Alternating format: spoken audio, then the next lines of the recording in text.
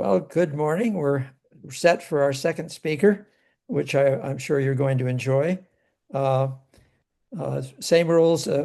Post your questions on Q&A, and if you do in chat, we'll pick them up there too. Again, my name is Lynn Gillette. I'm the president of the Silicon Valley chapter. Our second speaker is Brian Schwatka.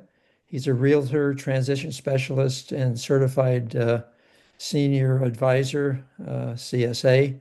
His topic is Stay or Go, a clear path forward, how to think clearly about your next chapter.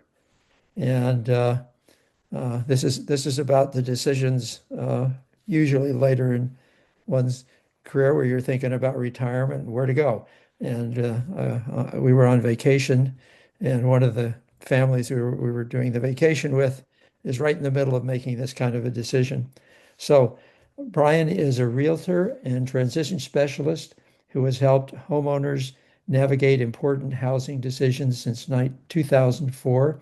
He is a certified senior advisor, CSA, and creator of the Stay or Go home owner system designed to help people to make decisions determining their current home and exploring other living options.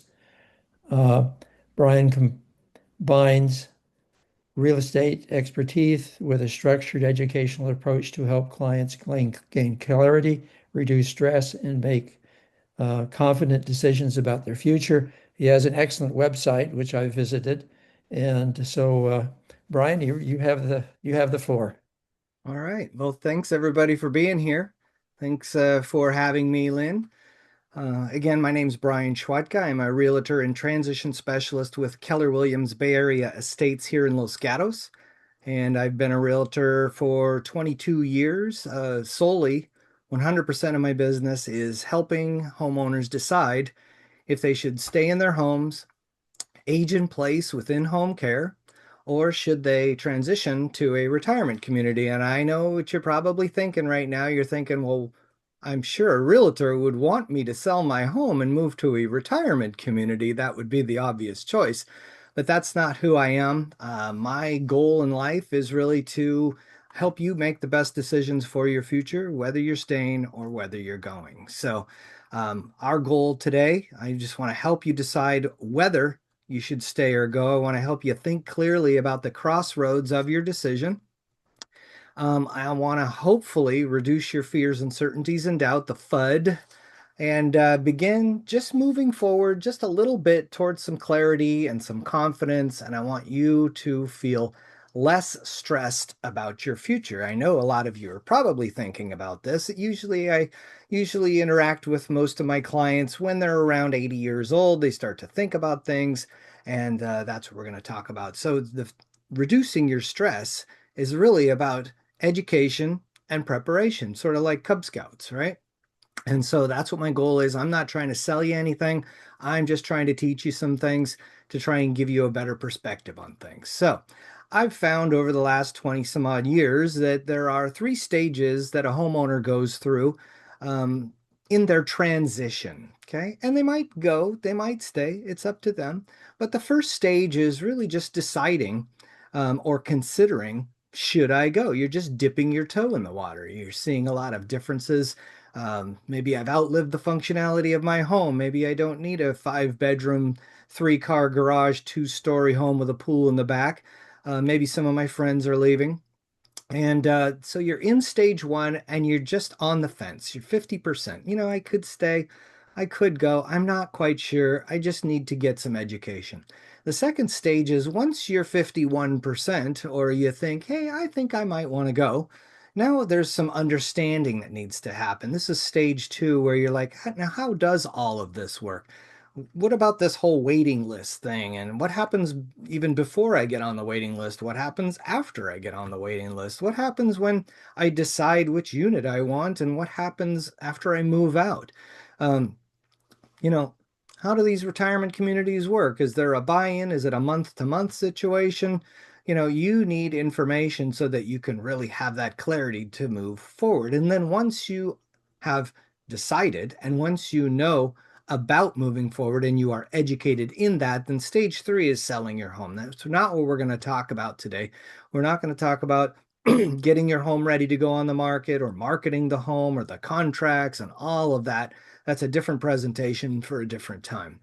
So, what we're going to talk about just today is just the I might want to go. I'm not sure. And this is going to be our agenda right here. So, this is the stay or go framework that I put together. And it's 5 steps. The first step is your vision. The second step is your reality check. Your third step is your options. What are my options? Fourth step is having that confidence, and that comes from financial freedom, knowing that you can actually pull this off. And then you get to the decision. So that's what we're going to talk about today. This is our agenda. And before we do that, I would love it if we could just sort of tone it down a bit, right? I just like you came here with a lot on your mind. You're thinking about taxes and you're thinking about stocks and options and all of the different things that we just talked about. I think it's time we need to just tone it down a little bit. Stop thinking about the kids, stop thinking about the house, stop thinking about downsizing and medical things and your car and all of exercising and all of those things. And if your brain is overwhelmed, you're not going to make a good decision. And I'm not saying you're going to make a decision today, but I want to get you to at least that 51%. So let's just take a deep breath and just sort of drop our shoulders and just sort of just tone it down a bit and reduce our expectations. Okay. And so now that we're in this sort of state, hopefully, I just wanted to ask you, what do all of these people have in common? So if I was there with you, in person, I would say, what do all these people have in common? And some people would say, well, they're rich and they're famous and they're good looking and, they're at that 80-year-old age. And I would say to that, what I think these people have in common is they have this growth mindset. Okay. A growth mindset is sort of an anti-ageism mindset because there's a lot of marketing out there right now that's saying, you're getting older and you can't hear and your bones are sore and you're getting wrinkles and your eyesight's going and your hearing is going and all of these different things. And these kind of people, they don't buy into that. Okay. Aging is a beautiful thing. You have your wisdom, you have all of the stories that you can tell with people. You just have years of experience. And so this growth mindset um, can be chosen, right? Not everybody's always in a good mood, but this growth mindset, there's a difference between a growth mindset and a decline mindset. So a growth mindset would say something like, I have decline in certain areas of my life, yes, but I have actually improvement in other areas of my life, and I have a choice in the matter, right? So your quality of life the quality of your life is up to you and you can change it. Or you can have a decline mindset where you're saying, well, this is the hand I've been dealt and this is, God's plan for me. And, I'm just gonna sort of on a declining, going down. I don't want you to have that decline mindset. You have to have a positive outlook on things, very easily to do. And maybe a decline mindset might say, how can other people help me? Instead, you might want to have a growth mindset that how can I help others, right? Everyone has a choice. And I just read a recent book, changed the way I look at ageism. This is the book, it's called Joy Span, and I'm looking at aging completely different. Even after 20 years, this has really changed my presentation. It's changed the website. It's changed my perception of things. And so there are 4 stages or 4 areas of ways to shape and create your joy. And the first stage or the first step is growth and adaptation, right? You're getting out there, you're making changes, you're facing your fears, uncertainties, and doubts head on, and you're diving right in. You have to have the growth and adaption mindset, almost kind of like when we went through COVID. We all adapted, we all dealt with that, and we got through it. The next thing is connection and community, both your current connections and your future connections. And we'll talk a little bit about isolation in the rest of the presentation. But you got to get out there and you've got to be more connected. If you want more joy, it's really based on connection and growth and adaptation and your daily environment.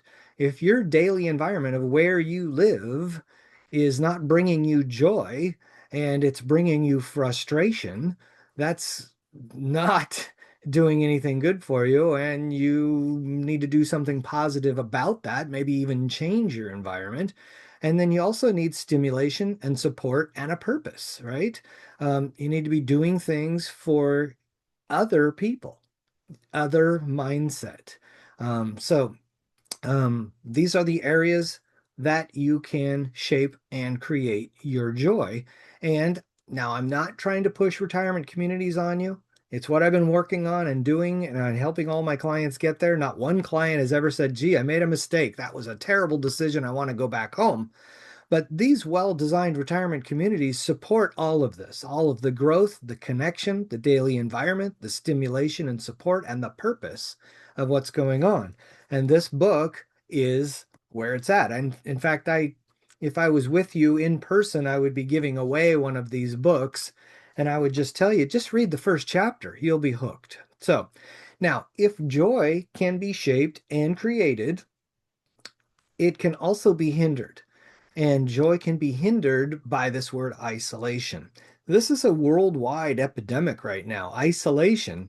I don't know if it came from COVID. I don't know where it came from, but it is a worldwide epidemic. And it's like 60% of the people are isolated. My mom's isolated. My dad's isolated. My mother-in-law is isolated.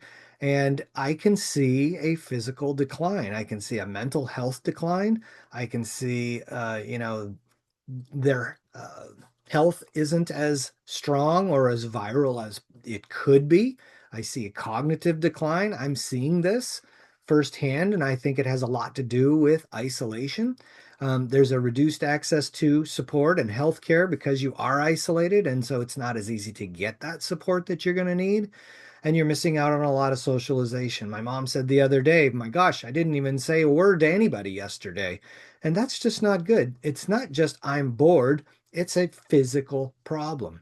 So, as we can see, joy can be hindered by isolation and joy can be shaped or created. Okay. Now, who does this sound like to you? It sounds like me a little bit. I love my home, right? I've lived here for decades and I don't have a mortgage. It's probably pretty free to even stay here without a mortgage, just paying property taxes and things. And I'm not old enough to go to one of those retirement communities. I was talking to somebody the other day who was 95 years old and she said, "No, no, no, I'm too young for that. It's just a bunch of people in wheelchairs looking at the wall," which is completely not correct. Maybe it used to be that way, but those retirement communities are just too expensive. And if I sell my house, I'm going to just get killed on capital gains taxes. And what if I change my mind? And what if I don't like the food? And what if my dog doesn't like the food? And what if my dog can't come with me? And I have too much stuff to move. And I have this paralysis of analysis. And I totally get it. It took, I think, 5 years for my mom to buy a car because she has paralysis of analysis on pretty much everything. And so I do get it. And I want to try and break this paralysis of analysis for you, or at least just get you to 51%. So my goal today is just to get you off the fence one single little percent, right? And so we really are on the fence and we're thinking, gosh, maybe I should stay in my home. Maybe I should age in place. I like my home. I have a bedroom and a bathroom downstairs. It's not too big. I just got it just the way I wanted it. And I like my church and I like the store and I like my neighbors, and it just seems cheaper just to stay. But then again, you know, I might want to go to a transition to a retirement community. Some of my friends are transitioning to a retirement community. I won't have to do all that downsizing, and it's change is just a hassle. It's just expensive, and I've heard over the years tons and tons of reasons why people are stuck on the fence. Actually, one of them is you're just emotionally attached to your home. You've had years and years of Christmases and visitors, and you raised your kids there, and you got married once or twice there, but you're attached to your home. you're afraid of making a mistake, right? Or there's because there's consequences that go with your choices. The big one is you don't want to outlive your funds. That's number one. I think on anyone's list is to not outlive our funds. The second one is I don't really want to burden other people, right? I'm not sure about these retirement communities. How do they all work? Am I going to feel comfortable there? Can I stay for the rest of my life? Are they going to kick me out if I run out of money? What if I don't like it? What if I lose my independence? I get that one a lot. And I just want you to know that you're not lazy. It's very difficult to let go. I think your best chapter of your life is ahead of you. I get tons and tons of calls from people that said, they tell me, thank you for talking me into this. Thank you for educating me about these retirement communities because I thought everything was fine. And now that I'm here, I realized I really wasn't that fine. So, my goal is I want to help you navigate the crossroads of your home ownership. You might be coming up to a crossroad. Maybe you're only 65 or 70 years old. You might be at that crossroad. Maybe you're approaching 80 or even after that. Hopefully, you haven't crossed or passed that crossroad because there are repercussions for waiting too long because they want you to come into the retirement community in a very healthy manner, right? And so you see two roads here. There's the wide road, the smoother road. The road that's just easier. It's the road that most people take. And then there's the go road, which is a little bit smaller. There's a lot more to think about. Not as many people are doing it. They're not as financially able to do that. So the wide easy road is easy now, but it might get harder in the end. The go road is harder now, but it's going to be easier in the end. Okay. So, what I want to talk about next, that was the whole psychological portion of the presentation. Now I want to help you decide, how do you actually decide? How do you get off the fence? And that's why I created this stay or go homeowner system, because it really helps you. It puts your feet to the fire. You have you come to Jesus. You're making good decisions. You're going to be educated, and the decision is going to be easier if you follow this process. Okay, so like I said, there's three stages of the transition. We're in stage one. That's what we're talking about today. And there's the framework, and that was what I was telling you is the agenda for today. So we're going to jump into step one of stage one. That's your vision, your ideal future. Okay. So I'm going to use a little analogy here. Let's say that somebody gave you a white box and it looked like a puzzle box. It sounded like a puzzle box when you shook it, but there was no picture on the box. You're thinking maybe it's a polar bear in the snow, but there's no way this could possibly be a puzzle with no picture on the box. So you open up the box and you see all of the pieces in there and there's no pictures on the pieces. And you're thinking to yourself, how the heck am I going to build this puzzle without a picture on the box or picture on the pieces?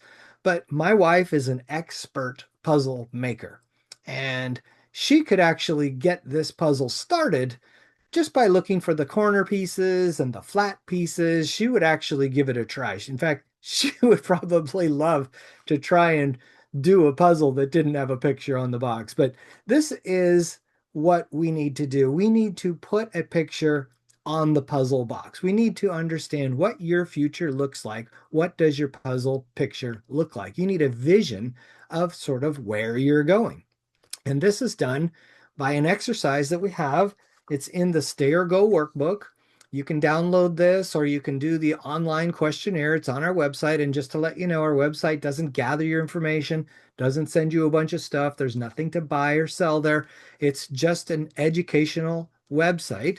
And this is the Stay or Go workbook. And the first exercise in the Stay or Go workbook is the postcard from the future. And you're going to write yourself a postcard and you're going to pretend that you're in the future and you're writing this postcard to your current self.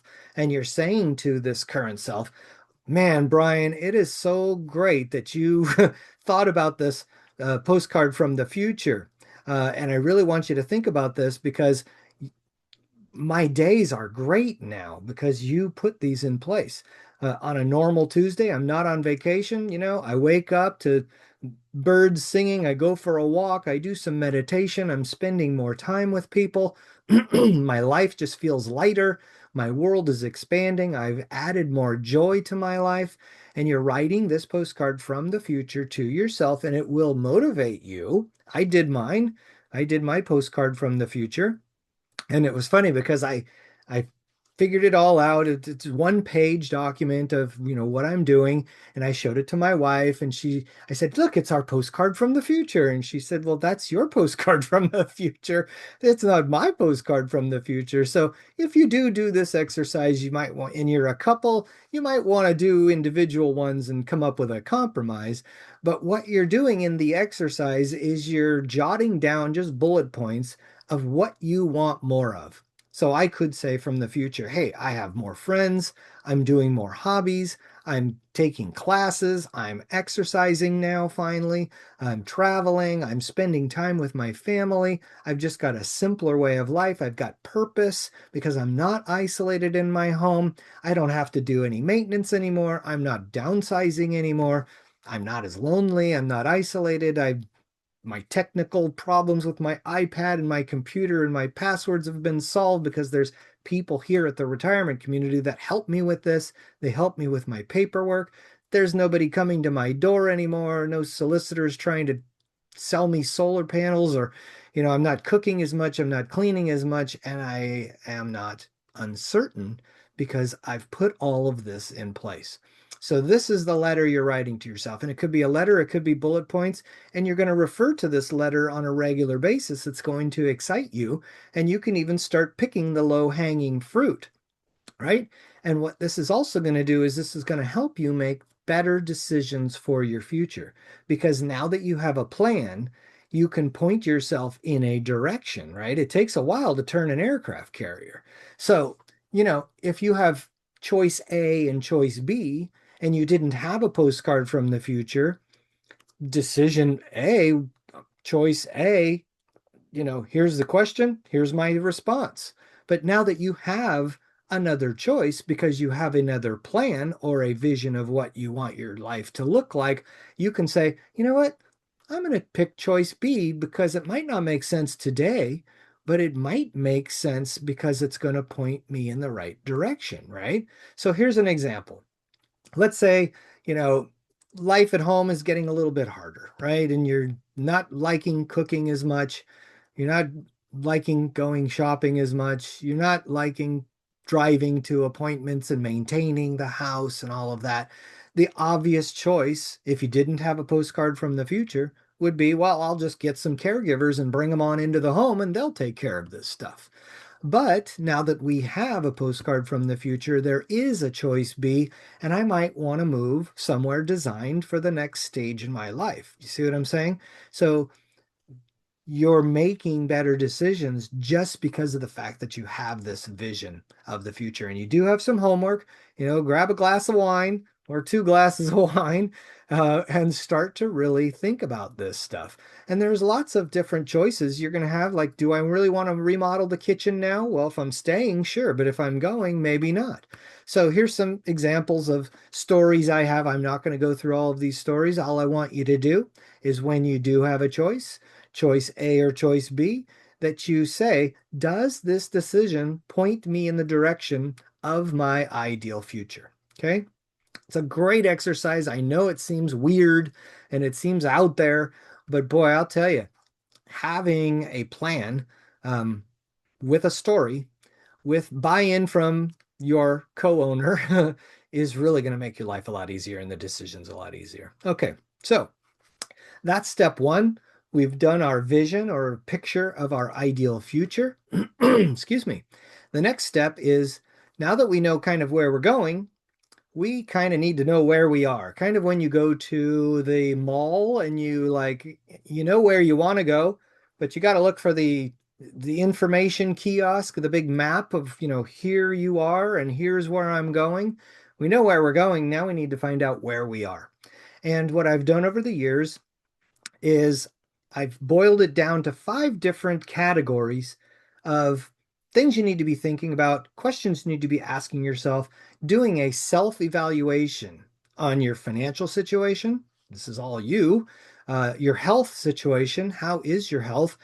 Your support network. Who are the people, friends, neighbors, family, excuse me, who are ready, willing, and able to take care of you? That's your support network. You also need to evaluate your trust, your taxes, your estate planning, and you need to evaluate your real estate form, fit, and function. Can I reside there and can I afford to reside there using in-home care? Okay.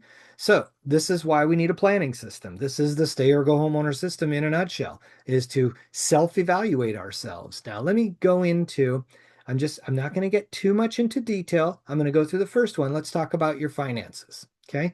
And oh, there's so many financing questions out there, but I've boiled them down. I've distilled them down over the last 22 years of if you were to answer these 5 questions, I could get a pulse of who you are and where you're strong and where you're weak. So, in the exercise, remember this is the second exercise in the Stay or Go workbook.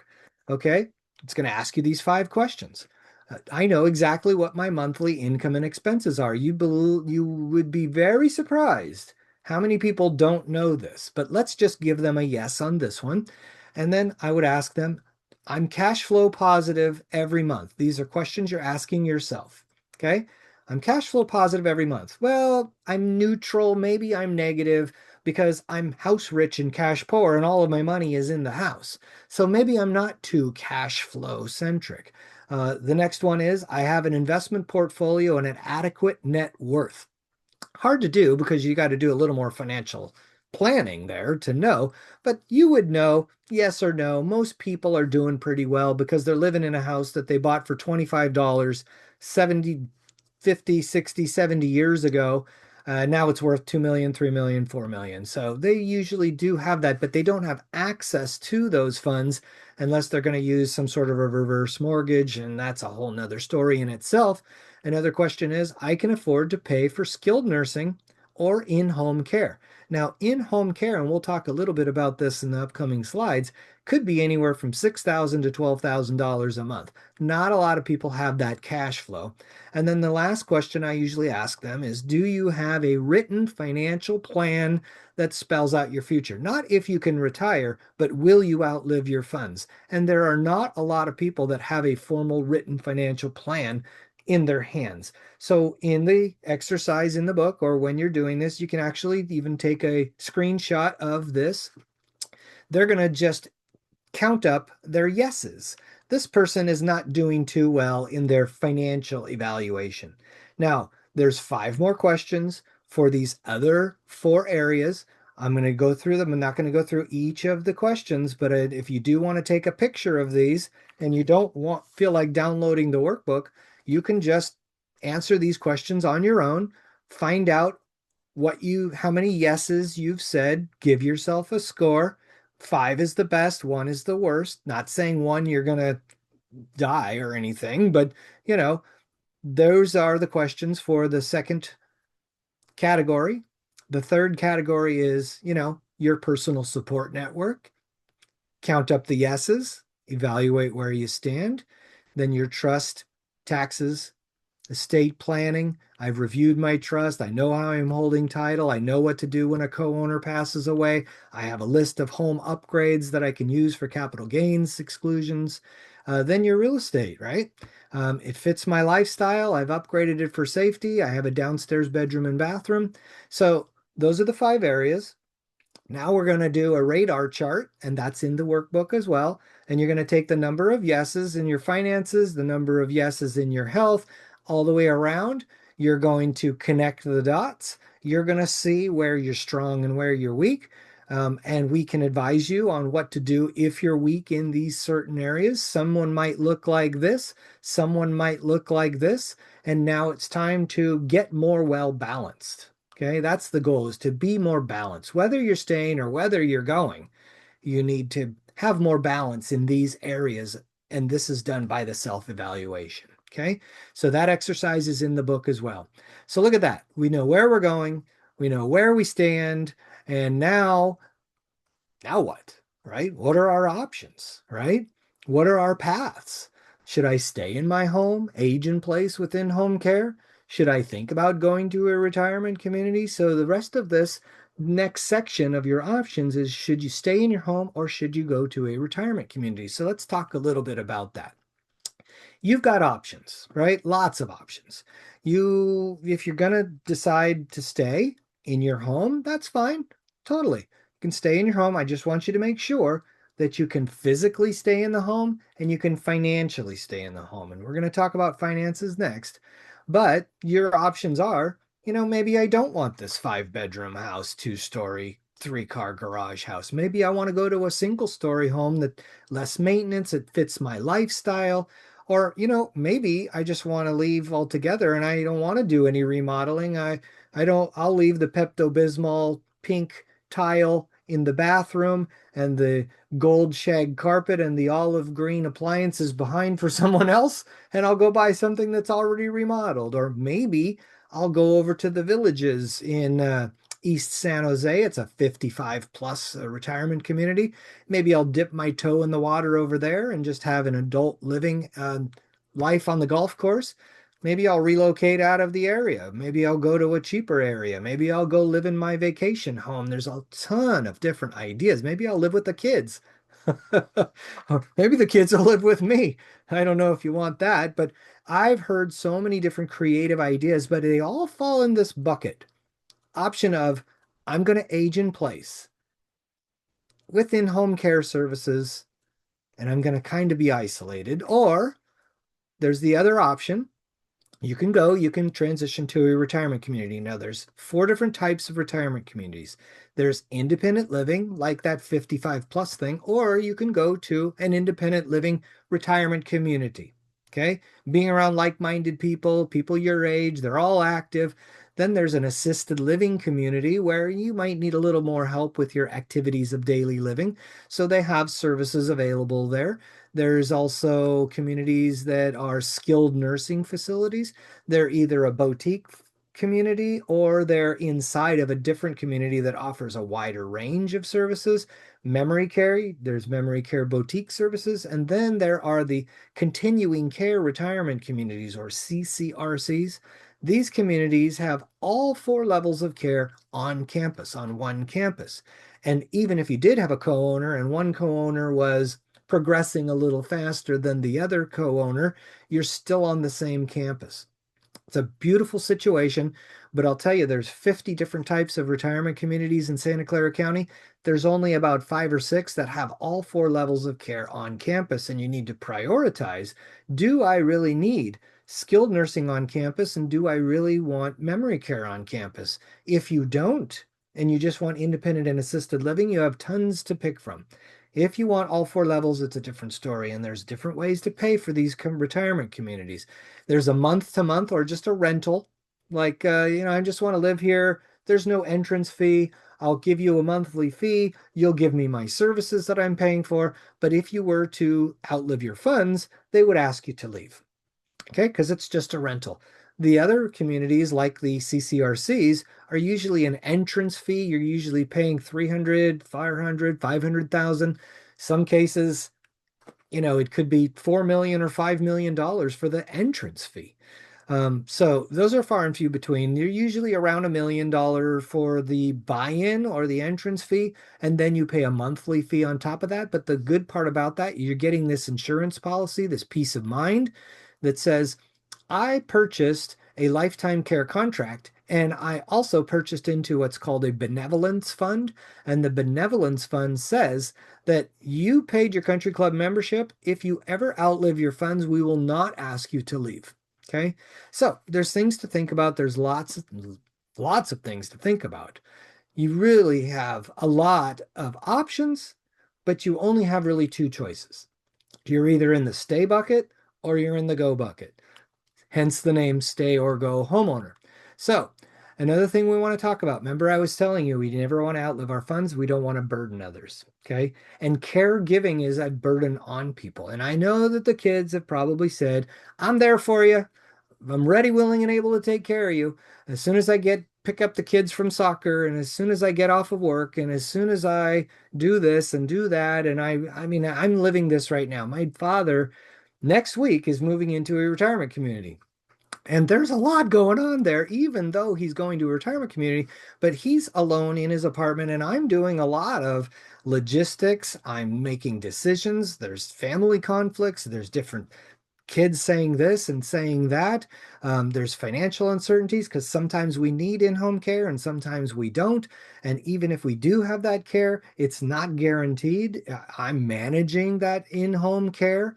And so I want you to think about how you will burden other people or how you don't burden other people. And so I know they're saying they're ready, but 61% of family caregivers report emotional stress. It's not easy to have people taking care of you.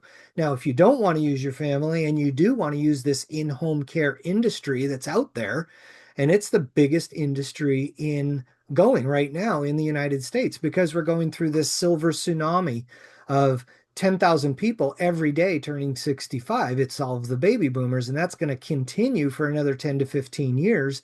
And so these in-home care industries, these companies are completely overwhelmed. There's a shortage of workers. 50% of the time, when you call and say, I need some help today, you're going to be turned away because they don't have the staff. They're having high turnover rates. There's no consistency. You're not going to get the same person each time. And I know you may know people that are getting care and they have some person that's living there and it's the same person that comes every time. That is a very minuscule, small amount of people that have that luxury of the same person. They have this relationship with this caregiver. 95% of the other people are relying on this industry that is completely overwhelmed.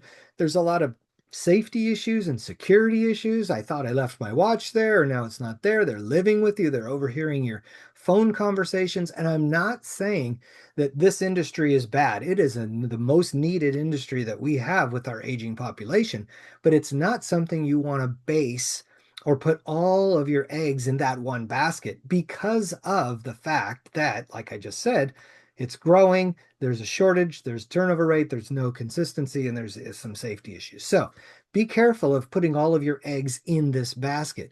Now, remember, I don't work for a retirement community. And if you sell your home, fine. If you don't sell your home, fine. If you use me as your realtor, if you don't, that's fine. I'm educating you. But I've been in this business long enough to know that retirement communities are far better at taking care of people and addressing what they need in life than a in-home care service company servicing you in your home when you're isolated and afar and having all of those challenges. So a retirement community is actually built for the aging population, right? They're built around your health, built around your social and your fun and activities and movie theaters and your convenience and transportation and everything you need that's there. And your safety and security is right there. And the bottom right of this presentation, you see that dedicated staff with a high retention percentage? Those are the caregivers that don't want to work for the in-home care industry company because they don't want to go to a different person each time. They want to know their clientele. And the people at the retirement community, they don't have to deal with this industry overload or the turnover issues or the isolation concerns because the dedicated staff that's hired by the retirement community, though that staff loves working for a beautiful retirement community and they're getting benefits and they're getting paid more by the hour. And the people that live there are happier people because they're not isolated and they're very just living on the cruise ship on land, right? So I do think that a retirement community is much better than living in your home. Now, you can live in your home for as long as you can, but don't wait too long to jump over between in-home care over to the retirement community because, like I told you, they want you to come in healthy. Okay. And a lot of these things on this list are just not available in your home. You're going to build a bocce ball court and a movie theater and have somebody, have a residential business center and all of that kind of thing. So it's just a wonderful way of life. So now we know the differences. In-home care, it might not be the home, your home might not be appropriate for you. It might be unsafe. It might have stairs. It might not have a bedroom and a bathroom downstairs, whereas the retirement community is designed for seniors. The costs could be higher or more unpredictable paying for the in-home care. Sometimes it's very expensive, sometimes it's not. The costs are more consistent, they're more predictable at a retirement community. The help is not always going to be available to you in home, but at the community, they're staffed for the number of people that live in the community, the isolation risk, and there's just better health, better safety, and better connection at the retirement community. So, back to our agenda for today. The options, you now know your options, you know the paths. You're either staying or you're going. There's pros and cons of each. And now what we need, remember, I was trying to get you 51%. Maybe you're still 50%. I think the next percent, the extra 1%, is going to come from this financial freedom, the financial freedom of doubt, right? You're not going to be as doubtful if you have more financial assurance. Hence why I'm here on this call with a bunch of investors, right? You don't want to outlive your funds and you want to be assured that you can make this decision and it's going to be successful. You can go down the path, you can follow your postcard from the future, not only physically, but financially. So let's talk about how we get from confidence to decision. Okay. And we're going to talk a little bit about costs, right? Because we already talked about not burdening other people. And now it's time to talk about not outliving our funds. So maybe you guys can perk up now because we're going to talk about money and financial things. So I'm going to talk first about the in-home care industry and what it costs. And I put up here the number $50 per hour. That's how much you're going to pay somebody to come to your home and take care of you. Now, that $50 an hour is about 2 years ago. It's probably up to $65 an hour now because I think, 4 years ago it was $25 an hour. So these costs are going up. It's a supply and demand thing. There's a big demand, there's a low supply of those people. Okay. So let's just say you needed care 3 hours a day, a la carte. You just need some help with your activities of daily living, maybe some cooking, some cleaning, some yard work, whatever it is. Maybe I just need some companionship, whatever it is, med management or whatnot. For 3 hours a day at $50 an hour, you're talking about an extra $50,000 of cash flow every year. Now, I know a lot of my clients, like I said, are house rich, cash poor. They're living in a $4 million house and they're neutral to a little bit negative on their cash flow. They're starting to dig into their RMDs. They're starting to dig into their investment portfolios because they need an extra $50,000 a year. And that's why the kids are like, Mom, I can help, but they can't. And so let's say you needed $50,000 a year cash flow. Now, when the red line comes, or I need more assistance, I've now been deemed assisted living, and I waited too long to get into the retirement community because they wanted me to come in an independent way. Let's say I'm now called assisted living, and that just means I need a little more help. So maybe I just need 6 hours a day. There's an extra $100,000 a year in cash flow. Let's say I needed 12 hours a day, 200,000. I'm sure you've all met somebody who needed round the clock care. That's $400,000 a year. Who has $400,000 a year of extra cash flow? Now they're going to start digging into their investment portfolios, paying capital gains taxes, and they're still going to be paying extra for skilled nursing and memory care in home. Those are different caliber of people, different amount of time needs to be spent. If you're a larger person, let's say 150 pounds or more, they're going to need to move you, let's say. That's twice the cost because they need two caregivers. If you're going over 8 hours a day, you're going to be paying overtime. So the cost is going to go up. The hourly rate is going to go up. And here's what we said. Remember, we said we wanted to stay in our homes and age in place. Well, that means most of you probably don't have a mortgage, but some of us do, or a reverse mortgage. but you still got all the maintenance and the upgrades and the property taxes and your insurance and your utilities and your fun and your food and your security and all of these different things because you said you wanted to stay in your home. You don't have access to those funds and you don't have the cash flow available. So you might have to do something in a reactive way. And we want you to be proactive, not reactive. So let's just say you were going to think about, I want you to get to that 51%. Well, let's look into this retirement community stuff. How much does that cost? Well, I could tell you it's less expensive than $400,000 a year. It's less expensive than $200,000 a year. It's just less expensive than paying for people to come into your home, and it's more consistent and it's safer and it's available. So I can't quote you on prices here. There's different prices for different communities, right? So you'll go to the communities and you'll find out what their buy-in is and what their monthly rate is.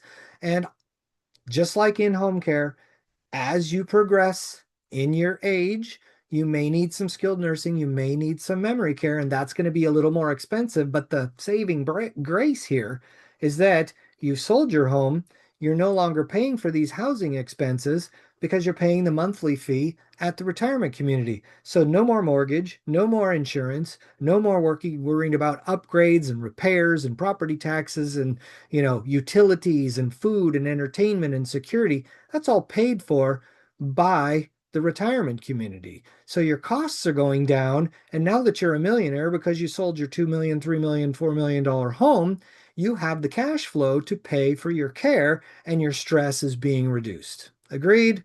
I mean, if I could say show of hands, um, and a lot of people think they see this slide and they're like, wow, I never realized how expensive it is to stay in my home. I always thought it was less expensive and less hassle, and the kids would be less burdened.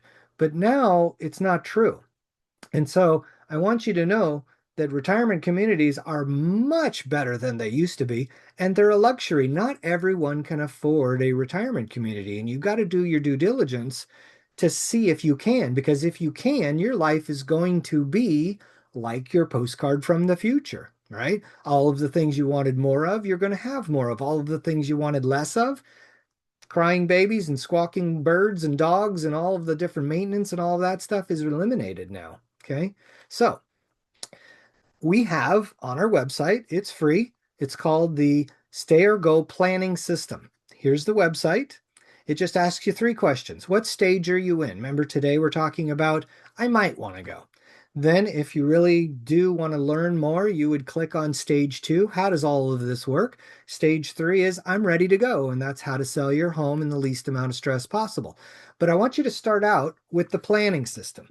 The planning system is the Stay or Go workbook in digital form, and the Stay or Go workbook is only about half of what the questionnaire actually covers. Okay, so when you go to the planning system on the website, it's just going to ask you what your name is and your email address is so that we can send you the information you're looking for. So it's going to ask you, the questionnaire is going to ask you, it's going to take about 10 or 15 minutes to fill this out. There actually, sidestep here, there's nothing on the internet or in the world that is this Stay or Go questionnaire. In fact, I used ChatGPT. I gave it my website address. I said, ChatGPT, can you tell me if there's any other websites that have this questionnaire and that help people this way? ChatGPT normally gives you your results in about, I don't know, two milliseconds. It took ChatGPT about 15 to 20 minutes to come back and tell me, no, there's nothing else like this. So the questionnaire goes into what are your concerns? Are you on the fence? It walks you through the postcard from the future exercise. It walks you through the home evaluation of the 5 areas and it gives you your score. It talks about what are you looking for in a retirement community? What are your priorities at that retirement community? What is your home worth in this market? Not what Zillow says it's worth, but what a realtor says it's worth. What your capital gains taxes are going to be if you were to sell. And then there's an actual financial analysis in there that shows you when you'll outlive your funds based on what you've told us. And then we will put this into a report, again, free, and it spells everything out. And you can take that report and give it to your friends and your family and your financial planner and the sales director at the retirement community and say, this is what I want and this is where I'm going. Okay. This is the financial analysis you'll get when you give us this information. If you don't want to give us this information, just leave that part blank, but the report will help you reiterating back to you in one document the clarity report, and then you go share it with other people. So when you are sharing it with people, that's going to give you the confidence, right? If you go meet with a financial planner and say, hey, this crazy realtor I saw on his webinar, I filled out his silly questionnaire, and here's what it says that I want, and here's what it says that I can do. And they'll say, oh, well, let's figure out a formal financial plan. This is what I'm giving you is not a financial plan. This is just to get you started down the path of seeking counsel with a financial planner and also seeking counsel at the sales community or the retirement community. You're going to want to talk to the sales director and you're going to say, am I crazy? Can I live here? Here's everything. Okay. All right. So sorry I'm talking so fast, but there's your confidence. There's your freedom building. You have tools. You guys probably are way better at it than I am, but that's your confidence. And now we're going to get to clarity. That's hopefully what all of this is about. Your vision, where you're at, what are your options, getting financial confidence, and then getting that clarity and direction to where hopefully you're 51% off the fence and you have more clarity, right? And people find when they have this clarity and when they finally do decide, because it's nerve-wracking to be on the fence at 50%, right? Should I stay? Should I go? I'm always thinking about it every conversation I have. And oh, they went. Why did they go? Can I go? I don't know. But once you finally get to the 51%, you're going to get your energy back. You're going to be sleeping better. You're going to have freedom. The plan is actually spelled out for you. You can start having good conversations with the kids. You can start planning instead of worrying. You can start being proactive instead of being reactive. And the 51% is like cutting a redwood tree down. You just need the 1%. You need to get the momentum going. Um, and it'll happen. This will get you thinking. And maybe you don't want to think about this, but it's time to start thinking about it. If you're in your 70s, approaching 80, I'm even thinking about it, and I'm only 62, because you can move in when you're 65. My wife's not all for it right now, but knowing what I know about retirement communities, I'm getting on the cruise ship as soon as I can. So you're just going to have a lot less stress in your life. So the next steps in your journey, how am I doing on time? Um, I think I'm okay on time. Just got a few more minutes. So, Deborah, do I have time? You have time. Okay, cool. So the next steps in your journey, this is just the beginning. I do a lot of webinars, and I have webinars. There's 4 webinars. There's Should You Stay or Should You Go? There's webinars that you can now increase your knowledge, right? So you can find them on the website. You want to keep learning and you want to watch these videos. They're about 1 hour each. There's the psychology of your decision, which was the first part of this presentation today. There's the should I stay or should I go? How do I actually decide? That was the second part of this presentation today. That's the stay or go workbook. The next part or the next presentation is called Retirement Communities 101. I touched a little bit about retirement communities, but I didn't get too far into the nuts and bolts of how they work, what the requirements and expectations are on their behalf. So you need to understand all of your options. Then it's the how it all works presentation. That's the how it all works guide. This is everything you need to know before you're on the waiting list, once you're on the waiting list, once you've selected an apartment or a home or a cottage you're going to go into, and once you move out of your current home and into the next home. So that's a whole presentation. And if you want, I can come and meet with you and talk to you about that. And then there's the last presentation of how do you sell your home. This is the listing manual. It's a 50-page document. I wrote all of these, and it's all education, no sales whatsoever. But I want to teach you how to sell your home in the least amount of stress possible. And not a lot of realtors will tell you all of this because it's their secret sauce. Well, I know investors and seniors and engineers and People that were in high tech, they want everything spelled out. They don't want any ambiguity. They want to know what's happening now, what's happening next, what can I expect, who's doing what behind the scenes, what am I supposed to be doing? So it's all there. And if you do want to make an appointment on my calendar, you just go to stayergohomeowner.com. There's a big button at the top says make an appointment with Brian. And, we can do it on a phone call. We could do a Zoom call. We can meet at Starbucks. We can come to your house or at my office and we'll talk about your capital gains. We'll talk about retirement communities. I'll talk as long as you want. I'm an open book, no expectations, no strings attached on my part. We can talk about what you do need to do to your home or what you don't need to do to your home. And even if you're moving 3, 4 years from now, I'm usually working with people for 2 or 3 years in advance of their move, getting them ready. And then we might want to talk about, do you want to rent your house for a cash flow or do you want to sell your house for a cash out? There's repercussions of those. We could also talk about, do you want to occupy your home while it's on the market or do you want to vacate and then talk about, selling your home? So make an appointment on my calendar or not. It's totally up to you. You don't have to use me as your realtor. I'm just there to help you make the best decisions for your future, whether you're staying or whether you're going.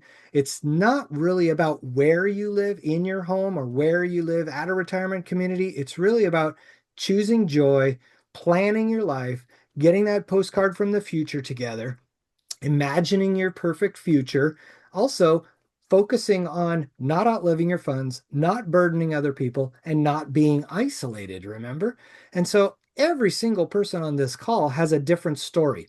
I'm telling you, I've heard hundreds and hundreds of stories, and they're all different. And so that's why I'm saying if there's no expectations and no cost, then you can access this database of 22 years of doing one single thing, then I'm there for you. So I'd love to talk to you about your unique situation and just wanted to thank you all for being here. Thanks for allowing me to share what's in my brain and giving you some confidence. I want you to make things happen. I don't want you to wait for things to happen. So good luck to you. I'm praying for you. I really appreciate you being here and Lynn for having me. And I don't know if there's any questions or anything. There are a few questions. Oh, okay. What questions do we have?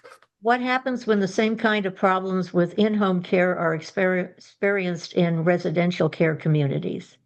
Oh, okay. So you're saying that maybe I have some bad in-home care, but what's to guarantee that I don't have bad care at the retirement community? Well, as we talked about, those are dedicated staff.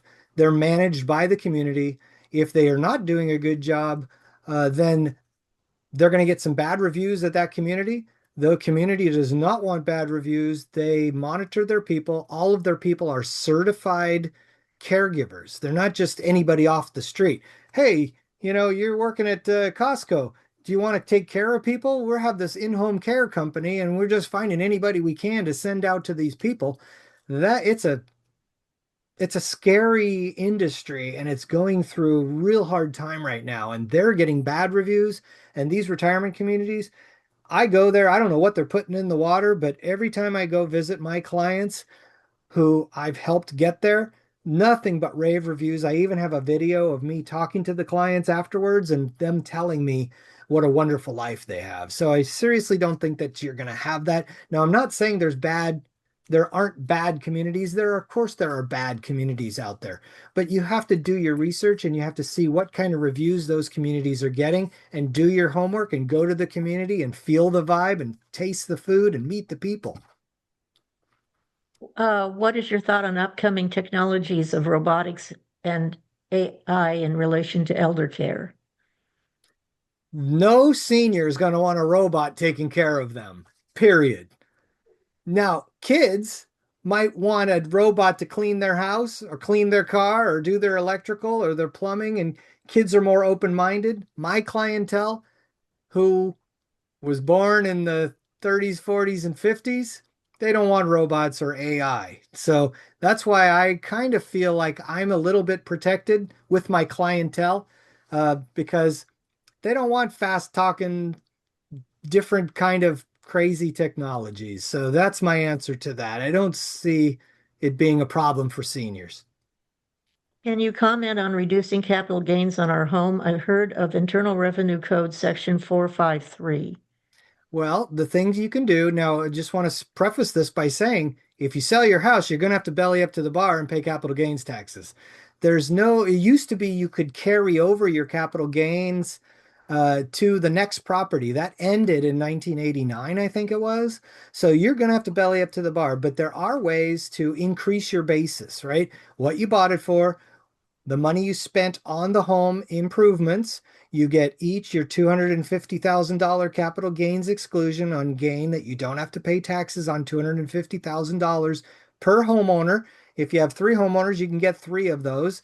Um, you can write off all of the realtor fees on selling your home. You can even have an exclusion when you go into a retirement community, and they'll give you a federal document because the federal government, because the retirement community is based on medical care or 25% of it, they'll let you write off 25% of the entrance fee to soften your blow, right? I made a bunch of money on selling my house, but gee, I spent a bunch of money buying into the retirement community so they can offset each other.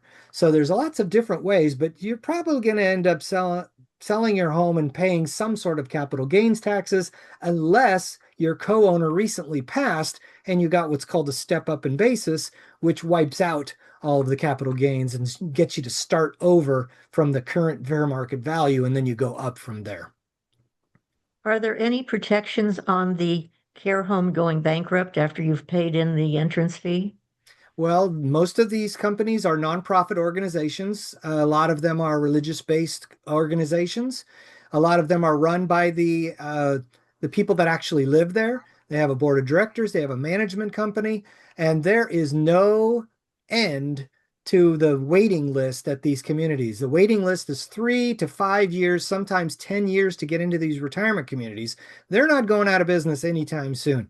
There was one company that went out of business. It was called the Meadows in Los Gatos, and I think they went out of business because they wanted to remodel the place. And all of the people that had given the buy-in, they were refunded some of those funds. So now they were on a month-to-month basis.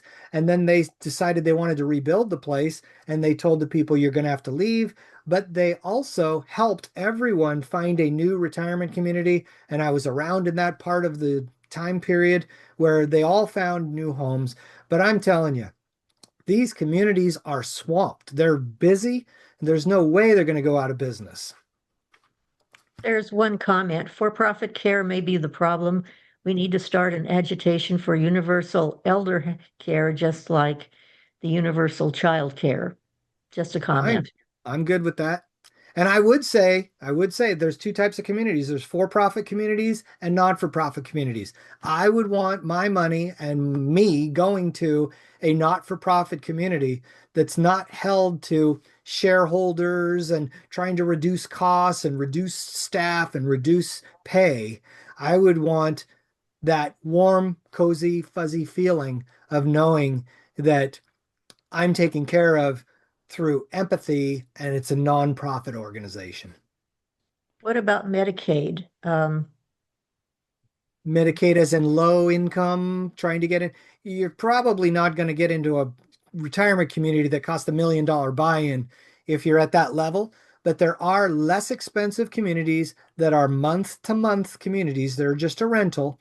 And if you're selling your home, you're going to have the funds to pay for your care.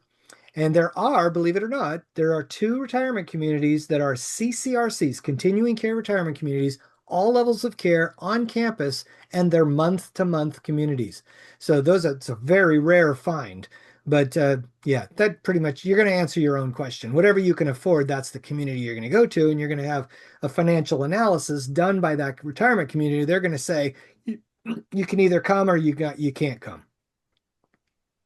That's all the questions that I see. Cool. All right. Well, that's about it. If you need my help, there's my number. I'm always here for you. If you need me to speak on the next topics of how it all works or how to sell your home, I'm here for you. And thanks.